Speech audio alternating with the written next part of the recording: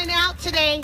And before I make my comments, I would also like to take just a point of personal privilege for a moment of silence in the remembrance of Heather Heyer, who lost her life last week marching for what is right and what is decent. So please join me in a moment of silence.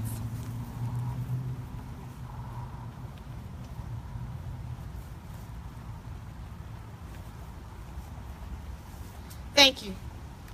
Now, let's get to business. Those of you who've heard me speak before know that I've got a thing or two to say. But before I get to my ultimate point, there's some things you need to know about me that will give you some context about why I feel as I do. I am the daughter of a U.S. diplomat. I was born in Turkey. I lived in Morocco and then Syria. If you don't know anything about those countries, I can tell you now that most of the people in those countries are brown. So I didn't know that brown was special or different until I was 7 or 8 years old. Up until that point, I was just American. And for a 5-year-old, American was special. I was taught that being an American stood for something other than the way I looked or that I was a little girl. It stood for the fact that I was a free person, that I had talents and gifts that I was going to be able to develop, that I was going to be able to raise a family, get a job, take trips, travel, that I had unbelievable opportunities and freedoms. And I knew that that was special because I was raised around many people who didn't have those freedoms. I was also taught that with that freedom came a great deal of responsibility.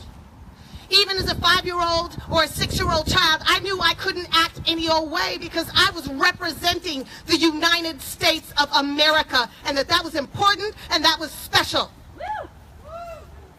Now, I didn't actually know what it was. I was only 6.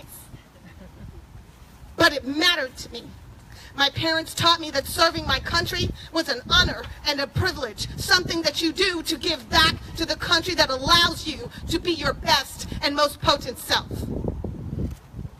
I carried that throughout my life. Not only when I was a child, but when I was a teenager living in Brazil in 1980, when we were boycotting the Olympics. You remember that? I was in school in Brazil. I was in a little mini UN. I had kids from all over the world. And even then, at 13 years old, I knew how important it was that we were speaking for what is right.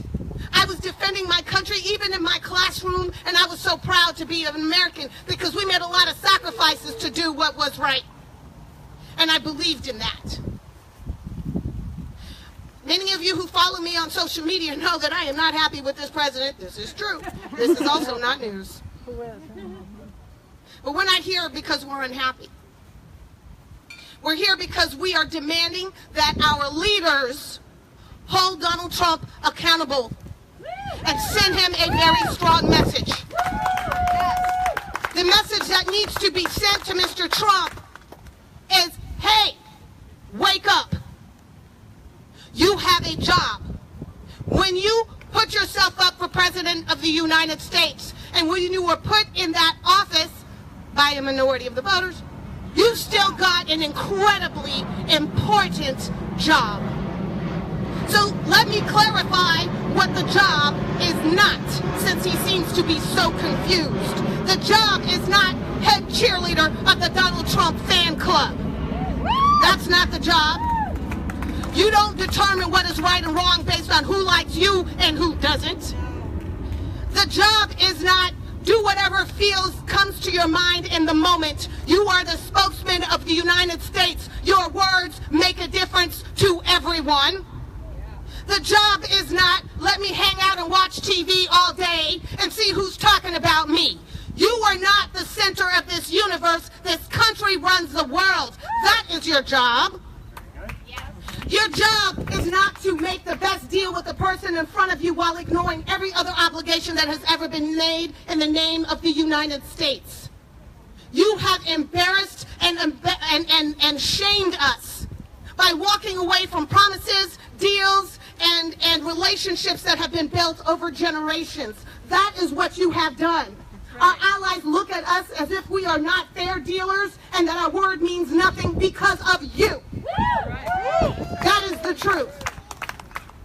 Your job is not to be the head of the Republican Party. They've got a head. That's not your gig. You are not the president of the Republicans. You represent everybody of every political stripe. And even if they didn't vote for you, you are still their president. And you should begin to act like it. Your job is not to be the ultimate reactionary, to react to every insult or joke that's made about you. Americans have the right to say bad things about you. You don't have to respond. We're okay if you shut up.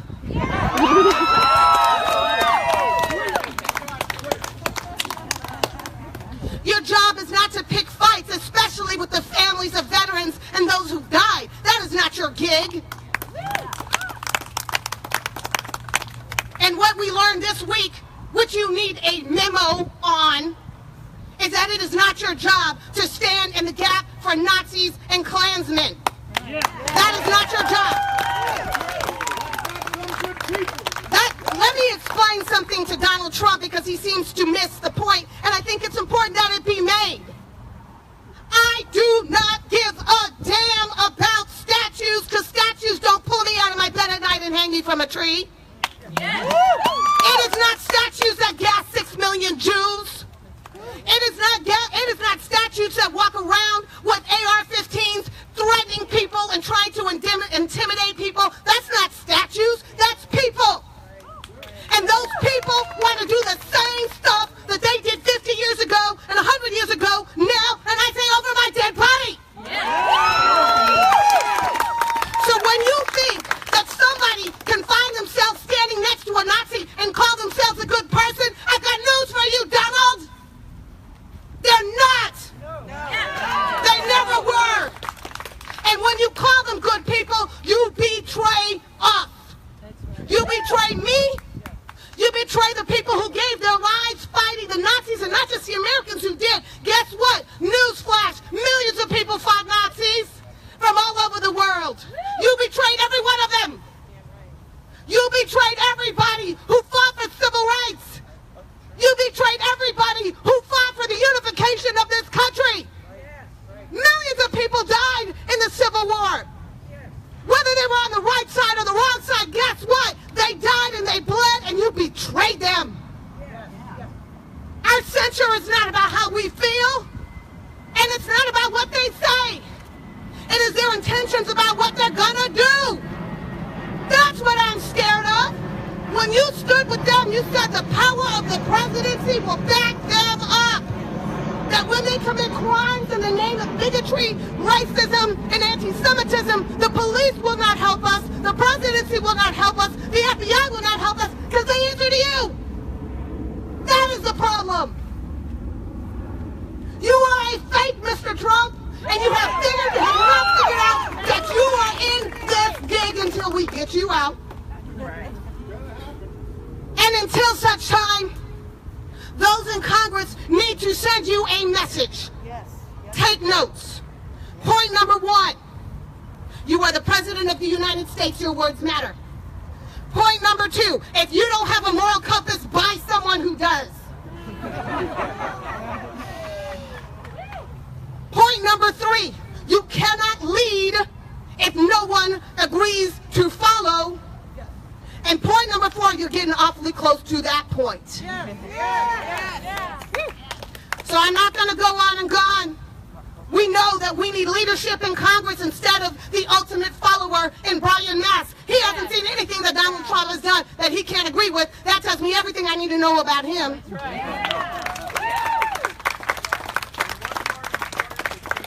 Repeal and replace Mast. Absolutely. The problem is that leadership requires moral courage, and moral courage shouldn't be that complicated. I don't know any president in my lifetime who was unclear about the Klan being bad. But we need Congress to step up, and we need Congress to step up now, not tomorrow, not next week, not next Thursday, now. Because every single solitary day counts. Because our word has to mean something internationally. We're supposed to be a moral standing country. And if we cannot be a positive example, then nobody everybody is going to follow. That's the truth, and that's what I've got to say. My name is Pam Keith. I'm here because I stand to be your representative in Washington. I'm asking you to hire me and know that